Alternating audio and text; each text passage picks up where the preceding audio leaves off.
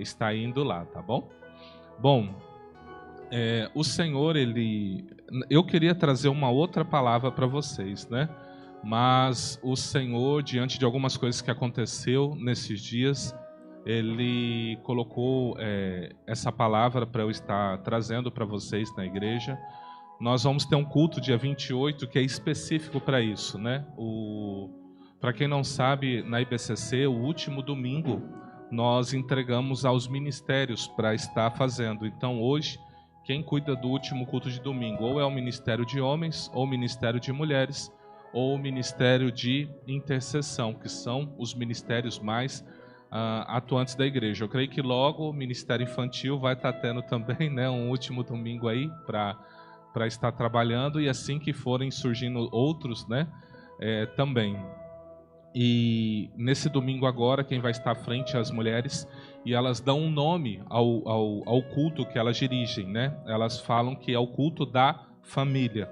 Então, já vai ter uma palavra de família no dia 28, né? Por isso que eu estava meio relutante de trazer essa palavra hoje. Mas quando o Senhor propõe no coração, nós temos que obedecer. O tema é família, um valoroso ministério. Então, a minha ideia aqui não é ser soberbo, não é ensinar, não é querer mudar,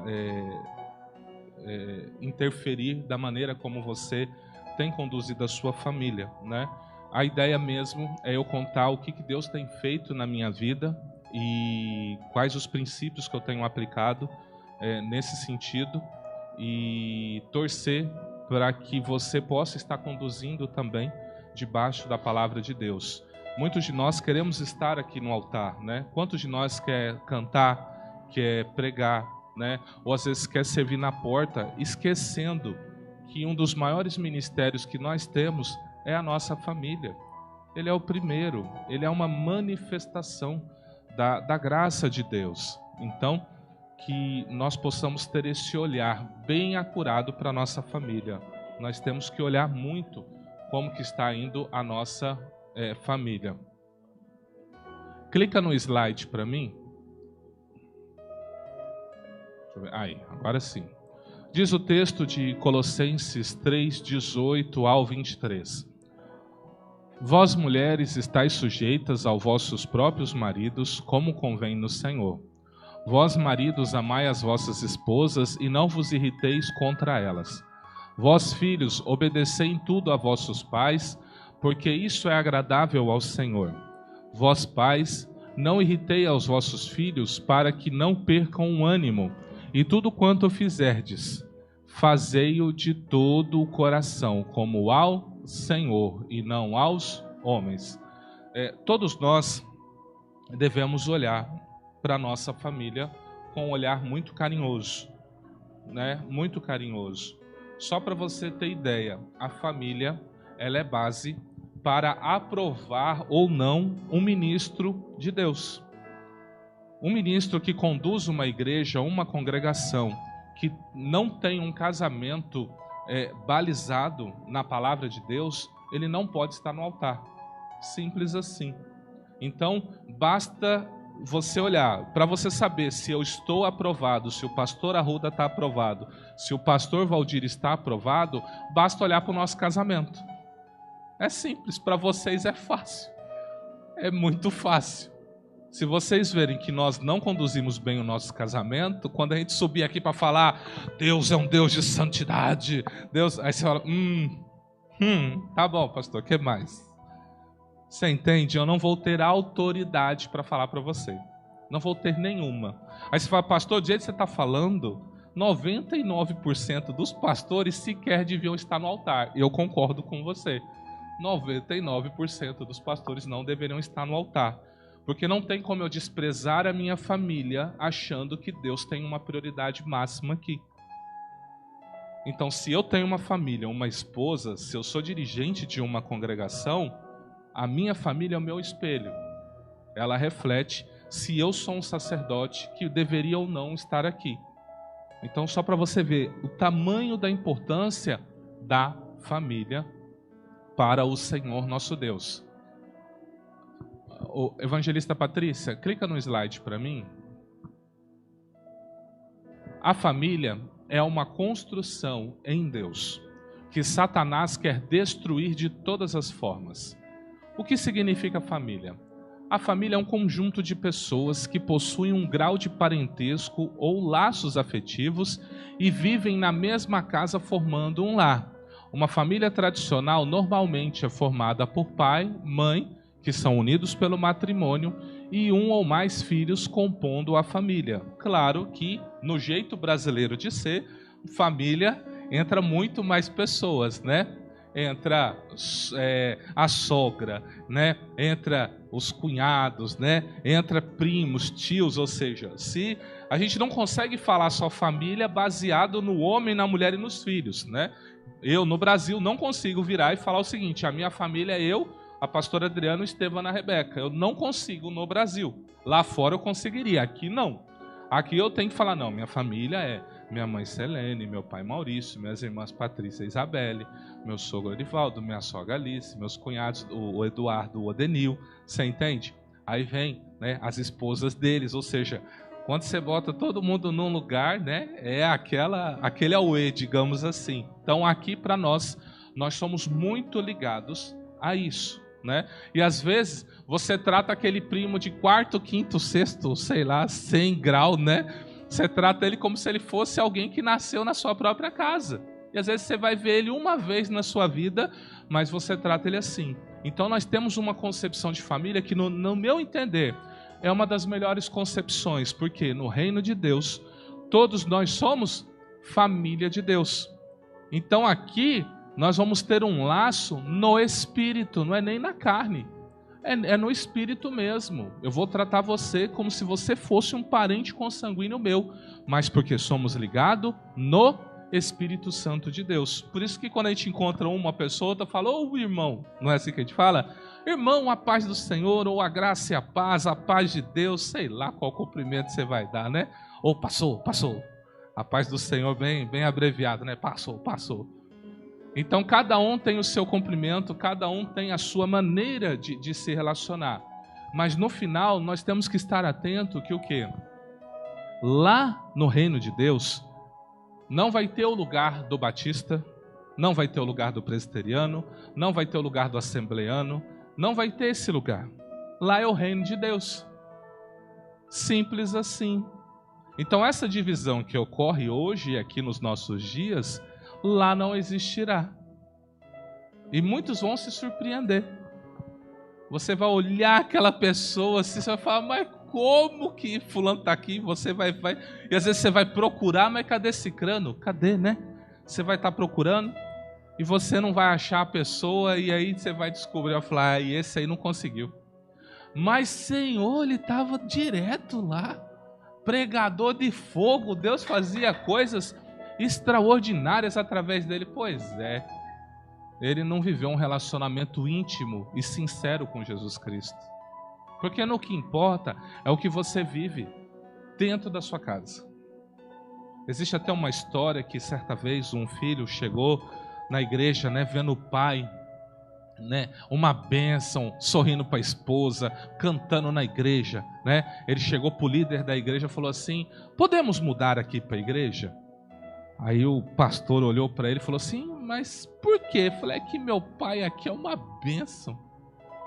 Aqui meu pai é uma bênção. Quando chega em casa, é palavrão do lado, é cinta do outro, é chinelo voando de um lado para o outro. É um desastre, mas aqui ele é um homem de Deus, então eu quero morar aqui, não quero mais sair daqui. Então não adianta nada. Aqui é muito fácil nós sermos filhos de Deus. E daquela porta para fora? Quando algum de nós adoece, ou quando um carro quebra, ou às vezes quando alguém passa por um aperto financeiro, eu tenho condições de ajudar, mas eu escolhi não ajudar. E agora? Você entende? Então a família, ela é a base. Começa em casa, mas eu também tenho a família da fé. E nós temos que olhar uns para os outros, tirando esse olhar de condenação. Quantos de nós temos um olhar condenatório? Muitos de nós temos esse olhar condenatório.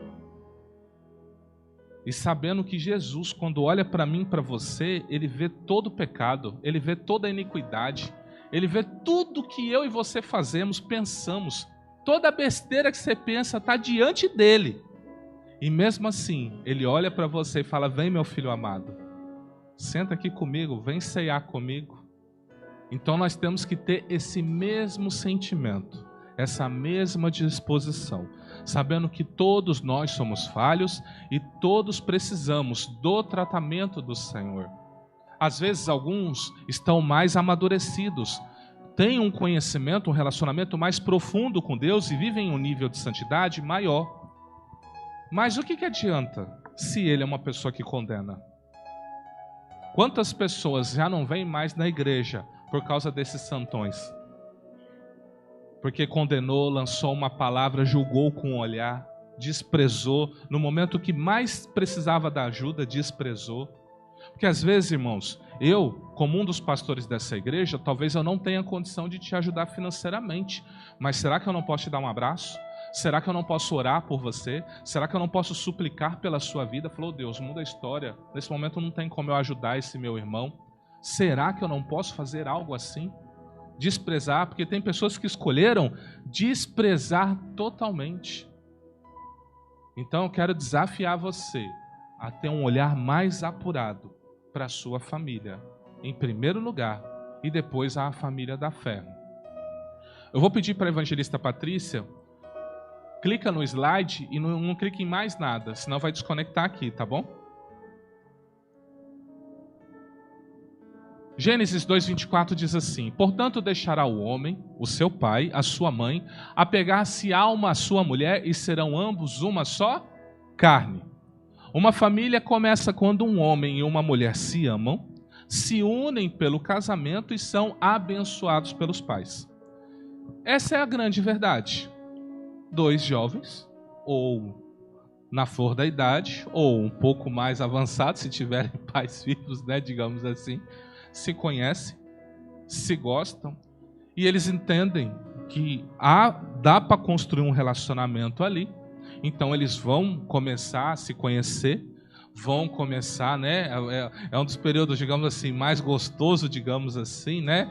Eu te amo, você é lindo, você é minha princesa, né? Normalmente é esse período, né? Diz que é o famoso período político, né? Né? Eu vou fazer tudo, vou fazer da sua vida uma bênção. Foi lá, casou, você vai cobrar as promessas, cadê? Ué, já ganhei, não preciso mais cumprir, né? Então, assim, muitos homens, né, eles são como verdadeiros agentes políticos, né? São bons na campanha, mas na hora da execução são péssimos, né? E ele vem debaixo de uma bênção de pai e de mãe. Quantos de nós tem sofrido ou sofreu, porque às vezes o pai e a mãe disse: não faça, não se relacione, espera mais um pouco. Eu não esqueço, quando eu conheci uma moça, eu me converti em 99, e eu conheci uma moça, eu já estava 2 anos com ela, eu falei: é com ela que eu vou casar, é com ela que eu vou ter filho, é com ela que eu vou ter tudo. Eu não esqueço um dia que minha mãe chegou para mim, com todo cuidado, porque naquele tempo eu era um pouquinho mais estressado, né? Ela chegou com todo cuidado, falou assim: filho. Eu falei: o quê, mãe? Você não quer orar mais um pouco, não? Eu olhei bem para a cara dela assim, pensei: que afronta. Como que você vem falar com o ungido de Deus? Você acha que eu não sei o que é melhor para mim? Você acha que eu não sei? Ela falou assim: ora mais um pouco. Eu falei: mas mãe, ora filho, você tem certeza que você quer casar com essa moça? Eu falei: mãe, mas ela é uma bênção. Mas não sei o que lá. Ela, não, eu fiquei bravo. Pensa numa raiva que eu fiquei da minha mãe. Eu olhei bem para a cara dela assim e falei: não, minha mãe, pronto, agora eu tenho oração contrária dentro de casa, né? E passado um tempo, Deus criou um rebuliço dentro da minha casa, que eu não casei com essa moça. Terminei meu relacionamento com ela, estava prometendo ela em casamento e tal. Paguei um preço alto por isso, porque a pior coisa que um homem pode fazer é dar sonhos para uma mulher e não cumprir. A pior coisa que pode acontecer. Se tem algo que Deus pega, é o homem que não cumpre promessa. Eu tô brincando, não. Eu sofri 10 anos da minha vida porque eu não soube terminar o meu relacionamento. Eu tratei ela como se fosse um lixo, sendo crente. E aí Deus me pegou. 10 anos. Me pegando. E aí chegou um ponto eu falo assim, Deus, o negócio é o seguinte. Eu já tinha uns outros problemas, né? Tava com vício, né? Não estava muito forte na presença do Senhor. Estava viciado em pornografia. Eu falei, Deus, eu não tenho mulher, estou viciado em pornografia. Eu não sirvo para nada. Nem estou firme na igreja. Eu tinha sonhado que fiquei no arrebatamento. Eu falei, olha, o negócio é o seguinte. Deus, vamos fazer o seguinte. Ou o Senhor me muda, ou o Senhor me mata. Essa foi a minha oração. Sentei na beira da minha cama e fiz essa oração. Ou o Senhor me muda. Isso lá em 2010, 2011. Ou o Senhor me muda, ou o Senhor me mata. Olhei e falei, estou vivo ainda, né? Eu acho que pode ser um bom sinal, né? Continuei minha caminhada, fui num culto, e nisso, Deus estava agindo gloriosamente naquele culto, e Ele tomou um casal, um falando em línguas e o outro interpretando. Para mim, irmãos, olha, eu sei que tem muitos dons lindos, mas para mim não tem a coisa mais linda do que eu ver um falando em línguas ou interpretar. Eu paro o que eu estou fazendo, eu paro. Se eu estiver ali no multimídia, eu largo, eu não quero nem saber. Se eu ver uma pessoa falando línguas, outra interpretando, eu paro. Para mim é o dom mais lindo que tem. E foi desse jeito que Deus usou para falar comigo. Aí eu fiquei fã. Eu falei, Deus, Ele sabe como fazer, né? E aí eles falaram assim, ó, filho, hoje eu estou pondo um fim na sua prova.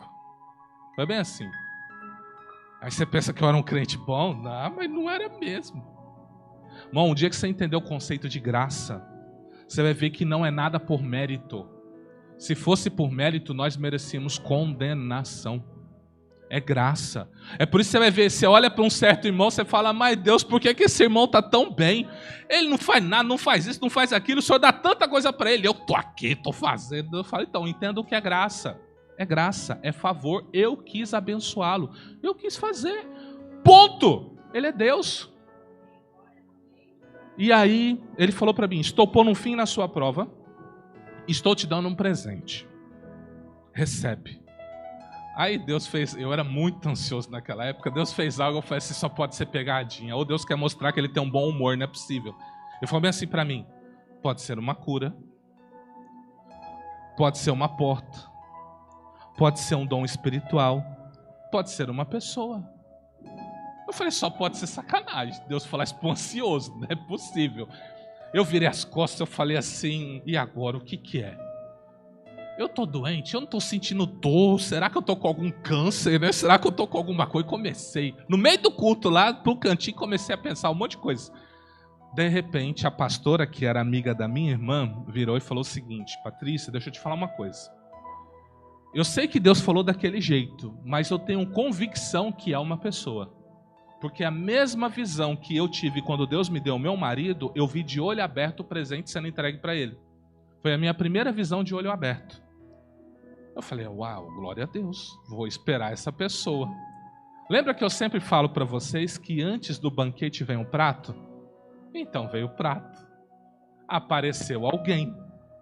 E toda a minha família falando, é ela, é ela, é ela, é ela. Eu falei, mas Jesus, será que é ela? Eu falei, minha família está tão me pressionando. Eu falei, deve ser, não é possível, né?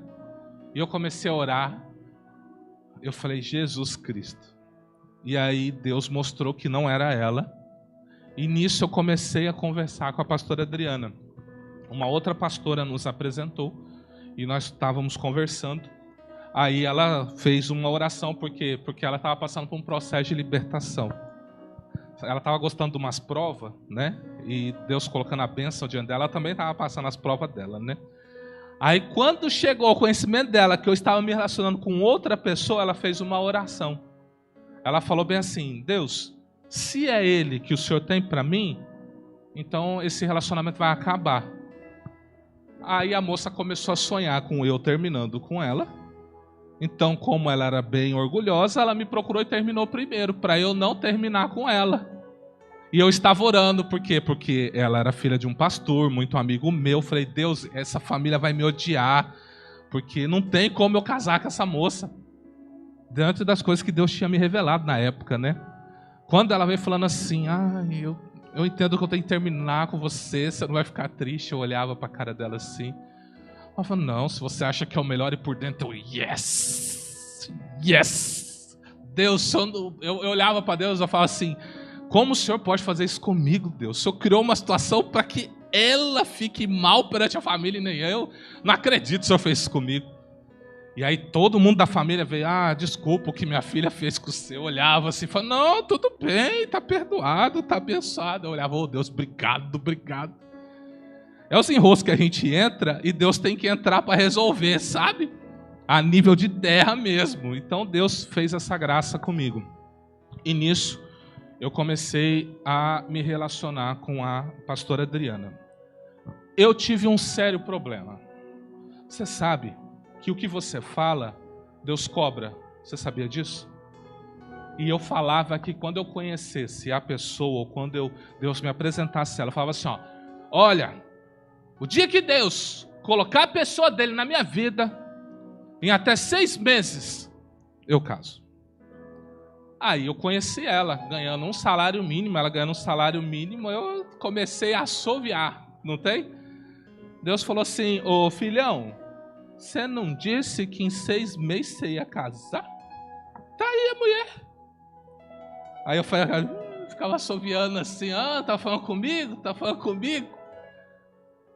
Aí eu comecei a ficar preocupado, porque Deus começou a me cobrar. Deus virou e falou assim, e agora? Você não disse? Seja homem. Aí eu virei e falei assim, gente, o negócio é o seguinte, eu disse, e vou ter que casar.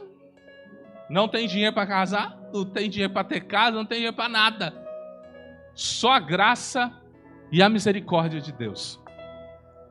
E nós já estávamos aí com uns 3 meses de namoro, né? Aí fizemos o nosso noivado. Noivado. Essa é uma dica para quem quer. Noivado é um compromisso a mais. A partir do noivado, tudo desenrola. Mas quando desenrolou na minha vida, eu noivei com ela, e aí eu fui no cartório. Levei minha irmã, levei um outro amigo como testemunhas. Eu não esqueço a cena. Quando chegou o papel para eu assinar, e eles tudo lá tranquilo, e eu aqui dentro de mim, Deus, 3 meses para casar, Deus. Eu não tenho nada, não tenho de onde tirar esse dinheiro, não tenho o que fazer. Eu olhava assim para todo mundo, eles já tinham tudo assinado, só estava faltando eu assinar. Eu olhava aquela ficha assim, aí minha esposa olhava para mim, tá tudo bem, amor? Eu falava, tudo bem, eu só estou lendo, sabe que eu sou formado em Direito, eu estou lendo aqui e tal. Eu falava, Deus, e agora, meu Deus? Não é que eu não queria casar com ela, eu estava desesperado com o que ia vir, né? Aí eu assinei aquele papel, e entreguei. Na hora que eu entreguei, eu falei assim, seja o que Deus quiser, porque eu sei lá o que vai ser esse negócio aí. Acredite se quiser. Eu falei isso no cartório, baixinho, só eu e Deus. Seja o que Deus quiser esse negócio aí. E saímos, né, minha esposa toda feliz da vida, tinha data de casamento marcado. Aí, né, não sei o que. E tal. Eu falei, tá bom, né? E aí, eu lembro que, na época, eu casei em 2012, tinha um lugar que era um dos auês aqui de Cuiabá para casar, o Recanto das Pedras. Hoje é só entulho lá, mas na época ali só tinha bons casamentos. E eu passava ali de moto, eu falava bem assim, o dia que eu casar, é aqui que eu vou casar. Porque eu já tinha uns 2, 3 casamentos, achei o lugar bonito, né? O dia que eu casar, é aqui que eu vou casar. O dia que eu casar, é aqui que eu vou casar. Nunca orei pedindo a Deus, nunca. Deus, Deus, se um dia que eu vou casar, deixa eu casar no Recanto das Pedras. Não, eu só passava e profetizava. Passava e profetizava. Passava e profetizava. E aí eu assinei lá, em agosto. Assinamos o pedido lá, marcamos a data, 14 de dezembro de 2012. E nisso, meu pai tinha um negócio para sair. Ele tinha para receber, eu acho que 40 mil reais. Ele recebeu 20 mil. 20 mil. Ele não viu os outros 20 mil, tá? Ele só viu 20 mil. As pessoas... Quando ele recebeu 20 mil, ele virou para minha mãe e falou assim, o Júnior, meu nome é Maurício Júnior, tá? meu pai Maurício. Falou assim, o Júnior não quer casar lá no Recanto das Pedras? Falou, quer. Vai lá. Deu o cartão para ela, falou assim, vai lá, paga lá. Aluga para ele lá. Fomos lá, pagamos à vista o aluguel. Eu falei, o lugar já tem. Eu falei, o que? Como vai encher esse lugar, eu não sei. Alugamos o lugar. Aí começou um rebuliço. Começou a sair ação na justiça para minha mãe. Se eu não me engano, saiu uma ação para a justiça do meu sogro. Acho que minha sogra fez um negócio lá também. No final, a gente tinha tudo para o casamento. Tinha decoração, tinha comida, tinha tudo. Sabe quantas pessoas eu convidei para o meu casamento? 300 pessoas. 300. Sem ter dinheiro para nada. Para não dizer que eu não paguei nada do meu bolso, como tinha DJ no casamento, eu tive que pagar R$400 da taxa do ECAD, que era um dinheiro que eu estava guardando para a lua de mel. Fizemos a nossa festa. Só da gravata eu arrecadei quase R$3.000. Só da gravata. E eu tinha ido em casamento de um pastor um tempo antes, que ele arrecadou R$80 na gravata dele. Casamento de pastor. Arrecadou 80. E eu, que não era um Zé Ninguém, fazia nada na igreja, Deus me deu 3.000 para eu curtir minha lua de mel e poder organizar as coisas da minha casa. Por isso que quando vem alguém e diz assim, ó, Deus não escolhe pessoas por causa de Adão e Eva, eu respeito. Mas não foi o que aconteceu comigo. Eu recebi um presente de Deus. Eu recebi. Por isso que eu não prego contra. Se alguém fala assim, Deus escolhe pessoas, eu digo, escolhe, mas você também pode escolher. Eu deixei Deus escolher. Por isso que eu fiquei uns 10 anos aí orando, passando uma luta, esperando Deus escolher. Eu poderia ter escolhido antes. Mas eu esperei Deus escolher para mim. A pergunta é, você está disposto, está disposta a esperar Deus escolher para você a pessoa correta para você? Esse que é o grande desafio, né? Para todos nós.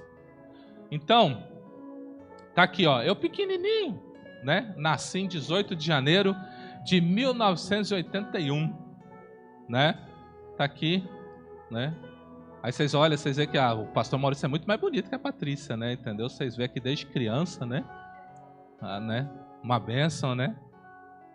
Tá me olhando lá. Então aqui desde pequenininho, aqui em Cuiabá, você descobre que Deus tem uma obra na sua vida quando Satanás tenta te matar desde pequeno. Quando eu tinha uns 3, 4 anos, eu cheguei a ficar pendurado num poço, num prego, não tem esses pregos que fica para fora de poço? Lá no Verdão, eu estava brincando no poço com uma criançada, quando eu fiquei pendurado com um prego bem no meu joelho assim, todo enferrujado. Então já começou aí. Quando a gente foi embora para morar no interior do estado, com uns 5, 6, 7 anos, quando meu pai está fazendo a cerca dele, tinha aquele anzol, não tem aquele fio de nylon, né? Para fazer a medição lá, para manter o prumo. Uns amigos meus passando, eu vou bem, eu não vejo esse negócio. Ele estoura bem no meu pescoço aqui, ó. Quebrou bem aqui. Aí eu andava com uma toalhinha. Quando fechou, já estava de boa, sem toalhinha. Minha mãe estava numa manicure. Passa uns amigos meus de novo, eu saio correndo, adivinha o que aconteceu? No mesmo lugar. Estoura de novo. Um outro fio, bem aqui no meu pescoço. Só que lógico, na época a gente não servia a Deus, né? A gente servia mais as trevas, então eu não compreendia essas coisas, né? Então, mas vê que desde pequeno Satanás tentando matar. Desde pequenininho. Aqui minha família, para vocês conhecerem, né? Meu pai Maurício, minha mãe Selene. A Isabelle, que já hoje não está mais tão gótica assim, né? Tá mais, né? Cabelo ondulado, digamos assim. A Patrícia, a evangelista que está ali, né? Essa foto já tem uns tempos, deve ser 2006, né? 2007, né? Foi uma das formaturas dela. Então, só para vocês saberem um pouco da minha família, né? Por parte de pai e mãe. E aqui, 2012, né? Aí eu não usava barba, né? Eu todo, né? Não era o tempo que eu não usava barba. Faz tempo que eu tô querendo tirar minha barba, ela não deixa. Eu falo, amor, eu vou tirar a barba, eu vou tirar. Não, tira não, tira não. Aí eu tenho que só aparar, só. Mas eu era assim, tá? Só você como é o rosto do pastor Maurício sem barba, tá aí. Aqui uma foto quando a gente estava bem no início do namoro mesmo, né? Eu ia botar uma outra que ela ia me matar, mas eu falei, vou deixar essa aqui, né? Aqui quando eu formei em Direito, bem antes da gente... Acho que a gente noivou e eu já formei em Direito. Aqui o nosso casamento, né?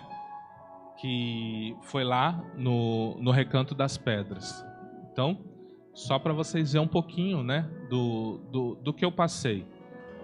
Tá aqui, foto tirada agora, sexta-feira, né? Com Estevão Maurício, Ana Rebeca, né? Já comemorando o Dia dos Pais. Para vocês verem o quê? Tudo gira em torno da família. Tudo gira em torno da família. O que adianta eu estar aqui pregando para vocês se eu não tenho uma base? Se eu não tenho algo consolidado na minha vida? Então, eu preciso ser um bom marido para ela, eu preciso ser um bom pai para o Estevão, para Ana Rebeca. E não pense vocês, Deus usa esses dois para me disciplinar de uma tal forma, porque eu falava assim, ó, para quem não sabe, né? Minha mãe vai dizer que não aconteceu, mas aconteceu. Eu que o sei. Eu até meus 14 anos, eu apanhava direto. A gente apanhava tanto, qualquer coisa era motivo. Eu vim dessa educação, né? E às vezes, eu e a Patrícia, a gente foi começar a se entender quando eu virei crente. A gente não se entendia, nós éramos inimigos mortais. E aí o que acontecia? Na época da surra, nós só se entendia na época da surra. Por quê? Tinha duas cintas lá, uma de couro e uma de um material de plástico que só fazia barulho. Então, assim, se eu tivesse bem com ela e ela bem comigo, minha mãe tinha um costume de falar assim, vai lá, escolhe a cinta. E às vezes ela fazia isso, né? Tipo assim, a Patrícia aprontava, ela falava assim, vai lá, Júnior, pega a cinta. Aí eu ia lá, olhava pra Patrícia, sim, não tem. Eu falava assim, ó, Patrícia, você... No olhar eu já entregava tudo. Você vai ter que lavar vasilha, você vai ter que fazer tal coisa. Aí ela sinalizava, tipo, vou fazer. Eu falei, então tá bom. Ia lá, pegava a cinta do barulho. Vai lá, mãe. Disciplina essa menina. E quando a gente não se entendia, eu pegava de couro. Falava, vai apanhar agora, vai apanhar. Entregava de couro para minha mãe. E só saía escutando o grito. Trancava a porta do quarto e ficava rindo. Esse era o nosso acordo, né? Eu acho que essa geração de hoje não faz isso, né? Mas, de tanto eu apanhar, o que eu falei? Ora, agora chegou minha vez. Agora chegou minha vez. Agora eu vou mostrar para os meus filhos o que é uma educação. E quem diz que Deus deixa? Quem diz que Deus deixa? E se bater, vou para um particular. E quando Deus pega, não é isso aqui não. Esse que vocês estão rindo aqui não. É uma dor que às vezes te consome por mês. Porque quando Deus fala, vem um arrependimento que te consome às vezes por meses. Você falando, oh Deus, me perdoa, eu não devia ter feito assim. A Bíblia ensina que a disciplina deve ser feita a tal ponto que você pode até bater na criança, tendo cuidado em não matar ela. Esse é o conselho bíblico, tá? Bata na sua criança, disciplina ela, só tenha cuidado em não matar ela. Esse é o conselho bíblico. Você entende? Mas nós que temos o Espírito Santo, nós teremos paz em disciplinar nesse nível? Porque Deus não faz assim conosco. Quantos de nós erramos e Deus não chega nesse nível de repreensão? Às vezes um choro seu, Deus já fala, pronto, já entendeu. Está resolvido, está perdoado, não faz mais, tá bom? E a conversa morre ali. Quantos de nós é assim?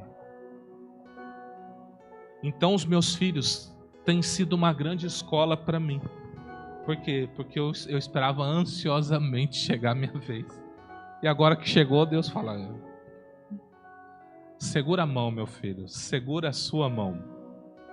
Efésios 5, 22, 26 diz: Vós mulheres, sujeitai os vossos maridos como ao Senhor, porque o marido é a cabeça da mulher, como também Cristo é a cabeça da igreja, sendo ele próprio o salvador do corpo.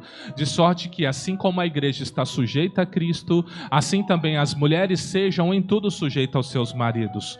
Vós, maridos, amai as vossas mulheres, como também Cristo amou a igreja e a si mesmo se entregou por ela, para a santificar, purificando-a com lavagem da água pela palavra. O que a Bíblia está querendo nos ensinar? O relacionamento entre um homem e entre uma mulher, ele tem o que nós chamamos de projeção profética. Você já ouviu essa palavra, projeção profética? Alguém já ouviu essa palavra? Projeção profética. Projeção profética significa o seguinte: é Deus manifestando na terra algo que acontece no céu. Quando você lê o texto de Ezequiel, por exemplo, 28, que fala do rei de Tiro, do príncipe de Tiro, todos falam que aquele texto se refere ao anticristo e a Satanás, porque é uma projeção profética. Da mesma forma, o casamento é uma projeção profética do que o céu faz na terra. Um relacionamento é isso. Então ele vai dizer: a mulher tipifica a igreja e o marido tipifica a Cristo. Então todo relacionamento, todo casamento, ele vai apontar para isso na sua casa. Por isso que um casamento, um relacionamento destruído, ele aponta para algo muito ruim que está acontecendo. Por isso nós temos que vigiar nesse sentido. Assim devem os maridos amar as suas próprias mulheres como a seus próprios corpos. Quem ama sua mulher, ama a si mesmo. Porque nunca ninguém odiou a sua própria carne, antes a alimenta e sustenta, como também o Senhor a igreja. Então agora existe um mandamento. Qual que é o mandamento? Mulher, você se sujeite ao seu marido, porque naturalmente você o ama. Toda mulher ama. A mulher é mais sentimental. É natural ela amar. Deus não precisa dar uma ordem para ela nesse sentido. Ela vai amar naturalmente. O homem não. O homem precisa receber esse comando. Você tem que amar. Você tem que cuidar. Você tem que fazer. Mas o que o homem precisa? O homem precisa de uma sujeição. O homem precisa estar nesse governo. E Deus aprovou esse governo por causa da tipologia, da projeção profética. Por isso deixará o homem seu pai e sua mãe e unir-se-á à sua mulher, e serão os dois numa só carne. Grande é esse mistério, digo, porém, a respeito de Cristo e da igreja.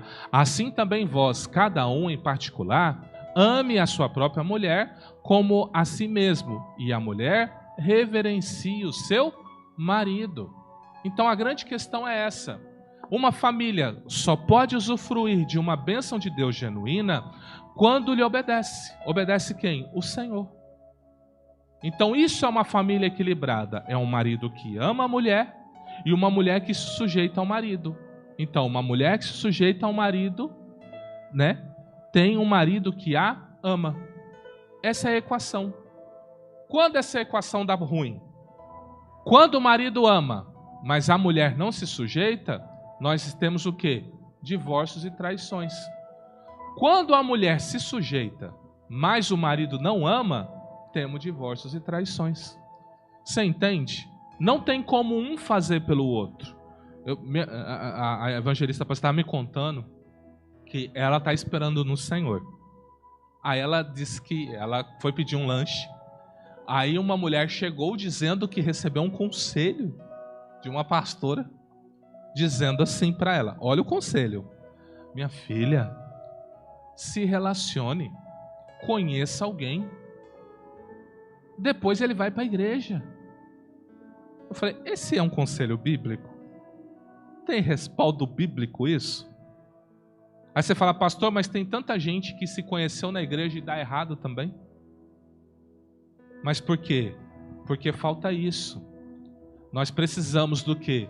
Que o marido ame a sua esposa. E que a esposa se sujeite ao seu marido. Qual é o problema?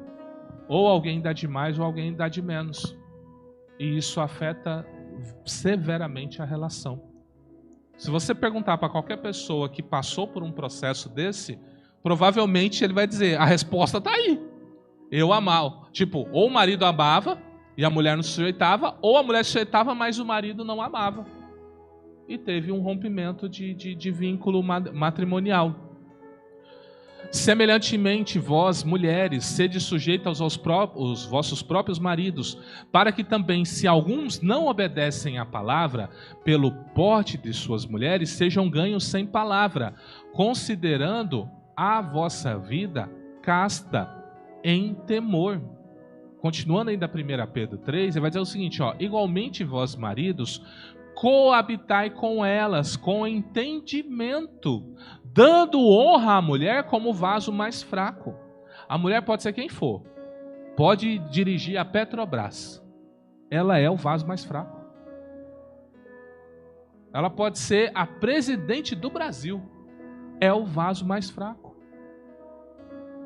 E olha o problema que o homem tem. Como sendo vós os seus coerdeiros da graça da vida, para que não sejam impedidas as vossas orações. Você só vai ver esse texto para o homem. Você nunca vai ver um texto assim para a mulher. Homem, ame a sua mulher. Coabite com ela com entendimento. Cuide dela. Para quê? Para que a sua oração não seja impedida. O meu casamento é fator até para Deus ouvir minha oração. Eu, homem, se eu trato mal minha esposa, eu não vou nem orar, eu não perco nem meu tempo. Primeiro eu resolvo com ela. Eu vou nela, peço perdão, resolvo. Aí que eu vou para a oração. Porque eu sei que Deus não vai me ouvir, já está revelado na palavra. Deus não me ouvirá. Já imaginou eu subir no altar aqui? Hoje vai ter unção, hoje vai ter não sei o que, estou obrigado com a pastora Adriana. Deus fala, vai, só se for unção do capeta, que a minha não vai descer nesse lugar não. Eu preciso estar totalmente alinhado com ela. Só para você ver a importância disso. Porque o marido é a cabeça da mulher, como também Cristo é a cabeça da igreja. Então agora eu vou perguntar para você, homem que está aqui. Você, marido e pai, te pergunto, sua liderança no lar é segura? Você é o provedor? E quando eu pergunto provedor, eu pergunto, você é o provedor financeiro? Você é o provedor afetivo? Você é o provedor espiritual? Ou seja, você realmente ama a sua mulher? Porque se você não dá finança, se você não dá afeto e se você não dá espiritualidade para sua mulher, você não é um provedor na vida dela. Agora eu te pergunto, você ama a sua mulher ou ela é mais a sua nova mamãe?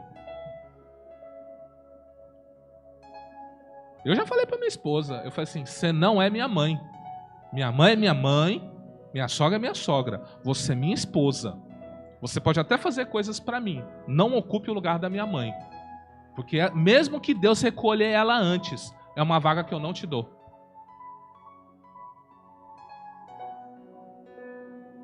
Eu acho lindo quando o casal chama um outro, ô pai, ô mãe. É coisa do interior, né? Eu acho lindo. Eu acho lindo. Mas deixa eu dizer algo para você. Ainda que vocês se tratem assim, o seu marido não é seu pai.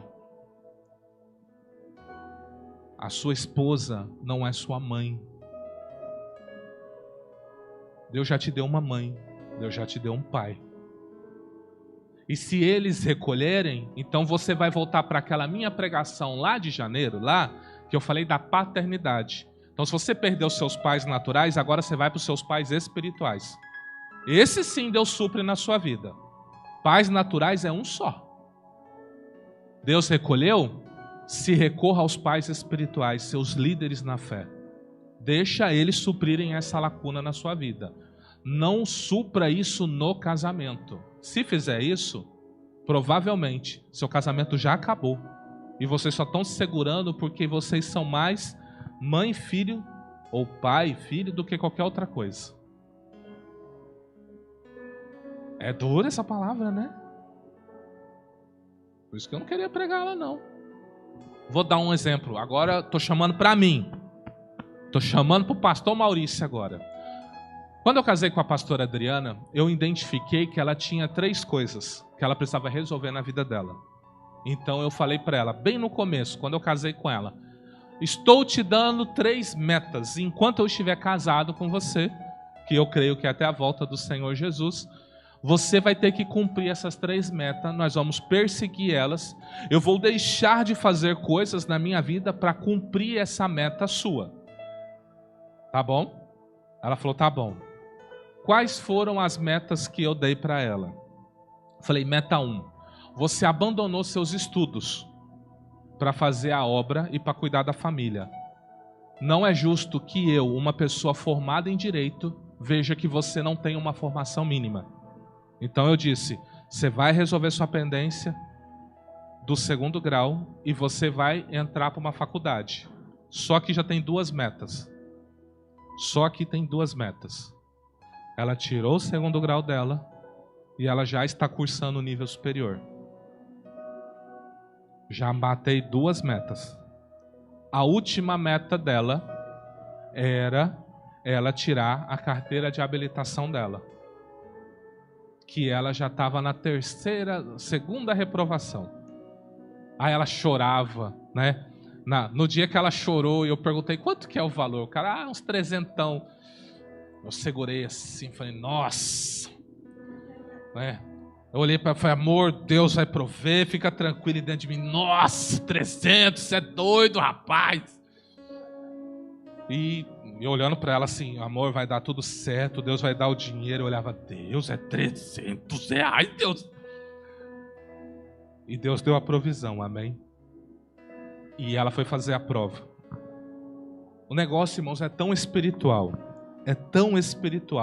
que na hora que eu estava lá, eu senti de sair de perto dela. E eu fui para um prédio, quando eu vi que ela era próxima a fazer. Aí eu estava ali no prédio e Deus falou assim, comece a orar. Aí eu fui para um cantinho e comecei a orar, meu Deus e meu Pai, e que o Senhor abençoe a prova dela, tal. Deus falou assim, pare, ore em línguas, porque a sua intercessão será perfeita. Comecei a orar em línguas, fiquei o tempo todo orando em línguas, aonde ela não passava, na baliza. Porque ela é bem nervosa, não sei se já reparou, graças a Deus, ela já está conseguindo passar de 20 minutos de pregação. Falava 20 minutos, ela perdia a voz, quem já reparou isso? Nervosismo, entendeu? Então, quando eu vi, eu falei, Deus, não quero nem saber, eu só vou interceder e o Senhor envia o seu anjo, esteja lá com ela, guarda ela lá. Eu fiquei intercedendo, a apóstola também ajudou a gente, né? Louvado seja o nome do Senhor por isso. E intercedendo, e de repente eu tô aqui intercedendo, eu vejo ela passando assim com o carro assim, ó, para ir pro percurso, né? Aí eu orando em línguas, olhando para ela assim. Quando ela para lá, já vi um negócio ali que eu falei, meu Deus, ajuda ela, Pai. Esse cara vai querer reprová-la por causa disso. E aí eu virei as costas, continuei intercedendo. Daqui a pouco eu vejo ela entrando no Detran assim. E aí eu vejo ela fazendo a curva. Aí eu só comecei a dar graças a Deus. E depois que eu dei graças a Deus, eu olhei para ela assim, vi que ela estava chorando muito. Eu falei, meu Deus, e agora? O que aconteceu? Mas quando eu vi que o instrutor dela ficou assim, com o celular, eu falei, passou. Tá tirando foto, passou. Aí eu olhei para ela e falei assim. Aí eu já fui nela lá, tirei foto e tal. Ela, amor, eu passei. Eu falei, passou, amor. O que o cara falou para você? Aí falou que eu passei. Então você passou. Eu falei, faz o seguinte, liga amanhã na autoescola e pergunta de novo. Porque eu falei, quando ela reprovou, o instrutor lá, o dono da autoescola, ficou ligando pra gente o tempo inteiro pra pagar. Ele não me ligou, eu falei, então passou, não tá ligando pedindo dinheiro, né? Aí no outro dia ela ligou, falou assim, moça, eu passei? A moça falou, passou, ué. Tô te ligando pra você me mandar o documento, pra gente dar entrada. Então a carteira dela deve até o dia 20, por aí já deve estar chegando, né? Mas o que eu quero dizer com isso? Eu fiquei 10 anos em cima dela. Eu vou fazer 10 anos agora de casado com ela. Já temos 10 anos de relacionamento. Mas de casamento a gente vai fazer em dezembro. Por que ela está vencendo? Porque ela tinha um líder do lado dela. Por isso que eu não boto muita conta na conta da mulher, eu boto na do homem. Porque não foi. Deus disse que o homem é o cabeça. Se um casamento está fracassando, pode ter certeza, 99,99% da culpa é do homem. Não foi cabeça, não foi provedor, não amou, não cuidou. Irmãos, sabe, eu vi de um mestre, um grande mestre que eu respeito da palavra de Deus. A mulher pode ser a pessoa mais inteligente da palavra. Pode ser tipo uma apóstola, que tem um conhecimento bíblico fenomenal. Você entende? E se chegar alguém que não tem conhecimento para ler a Bíblia com ela, Deus vai fazer ela prestar atenção tudinho no que ele está falando. Ainda que ele fale um monte de bobagem, sem ter conhecimento. Por quê? A mulher disse: multiplicarei grandemente a tua dor e a tua conceição, com dor darás luz aos filhos. E o teu desejo será para teu marido, e ele te dominará. Então isso é algo que já está no homem. O homem tem uma unção de Deus para dominar a mulher. Eu estou vendo uma meneação de cabeça. Aqui não funciona assim, não. Aqui é outro, né, a conversa é outra, né? Mas você sabia? Isso é espiritual. Pergunta para uma pessoa que paga a conta. O peso espiritual que é isso? A pessoa que paga a conta, ela escolhe aonde você vai sentar e o prato que você vai comer. Você já parou? Já viu isso? Você já observou isso? A gente pensa que é natural, mas é espiritual. Se eu chamar você para comer, eu vou falar o seguinte: ó, nós vamos pedir tal prato. Como eu estou pagando, você vai dizer assim: ah, mas eu posso pedir tal coisa? Eu, não, pode pedir tal coisa. Ah, não, senta aqui, ó, senta aqui do meu lado. Você queria sentar lá na ponta, você acaba sentando do meu lado. Você nunca reparou isso? Repara, quem está pagando a conta tem um poder. É um poder espiritual. Por isso que Deus diz para mim, para você, tudo que vai acontecer na nossa vida. Porque Ele é o grande provedor. Então Ele diz aonde eu sento e o que eu como, o que eu visto e o que eu faço. Porque é Ele que paga tudo. Pensa nisso. O que eu estou falando para você é espiritual. Mas eu te pergunto, como um homem vai ser uma bênção no lar se ele não sabe o papel dele? Se ele não sabe. Porque eu estou falando aqui, né? É uma pergunta que eu também quero fazer. Existe uma grande preocupação do homem, que é o quê? Pastor, talvez você me diga assim: tenho medo de investir na minha mulher e ela me largar, ela alcançar um nível de status e crescimento. É seguro investir? Eu te afirmo, é totalmente seguro investir. Totalmente. Totalmente. Existem N casos da mulher que pegou o marido quebrado, ajudou ele a enriquecer, ele enriqueceu. Quando ele enriqueceu, ele mandou ela embora e pegou uma novinha. Você dificilmente vê o inverso. Você já viu o inverso? É muito raro.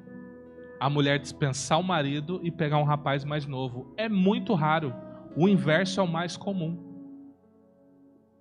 Então nós não devemos ter medo de investir. De forma alguma.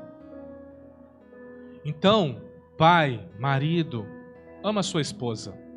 Esposa, mãe, se sujeite ao seu marido. Filhos, obedeçam aos seus pais. Pais, cuidem bem dos seus filhos. É uma fórmula tão simples, tão simples, tão simples, que todos nós precisamos estar dispostos a praticar. Você que é homem, hoje é dia do pai, né? Dia dos pais hoje. Então eu me direciono mais especificamente a você. Cuide do seu lar, cuide da sua família. Ore com sua esposa. Ame ela. Seja um provedor na vida dela. Ainda que você não tenha muito o que falar, fale alguma coisa. Alguma coisa é melhor que nada. Saia. Eu já fui desse que eu ficava de segunda a segunda na igreja. Segunda a segunda na igreja. Aí minha esposa virou para mim e falou o seguinte: e nós? Quando nós vamos ter tempo na sua agenda?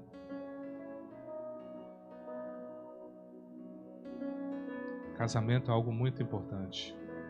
Mas se só um quer, não tem como dar certo. Os dois têm que querer. Os dois têm que entender qual que é o papel. Que a família é a base. Não deixe com que algo que esteja acontecendo possa vir e destruir. Se está nas suas mãos, você faça. Mas se você sozinho também não vai conseguir carregar. Tem que ser os dois. Tem que ser os dois. Amém? Vamos ficar em pé? Vamos fazer uma oração? E aí eu já vou passar para a ceia.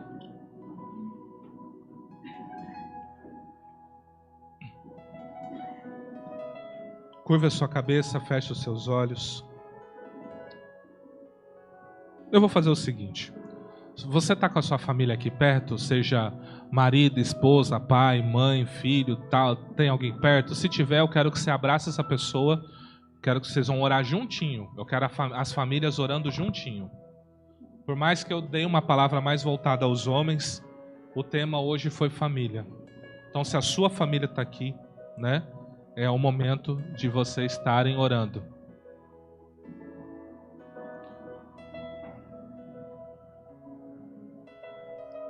Cadê os... Você vai fazer ela vir aqui? Você é o líder, vá atrás, filho. Hã? Hã?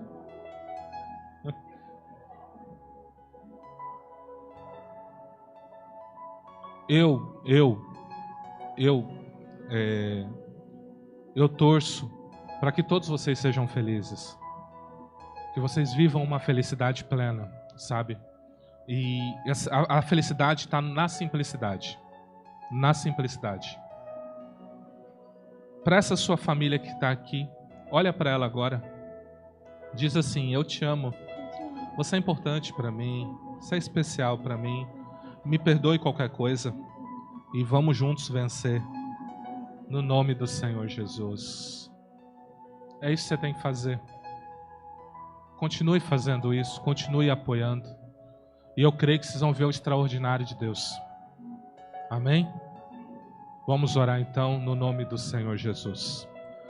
Pai, eu te louvo, eu te agradeço. Aqui estão as famílias. Tem alguns filhos que estão lá em cima, mas eu peço que o Senhor já nos conecte pelo Espírito Santo. Eu peço, Pai, que o Senhor venha abençoar cada lar aqui representado, Senhor. Ajude seus filhos e filhas, Senhor, a viver o extraordinário. Pai, às vezes tem sido um peso estar carregando esse casamento pela falta de amor, pela falta de cumplicidade, pela falta de liderança.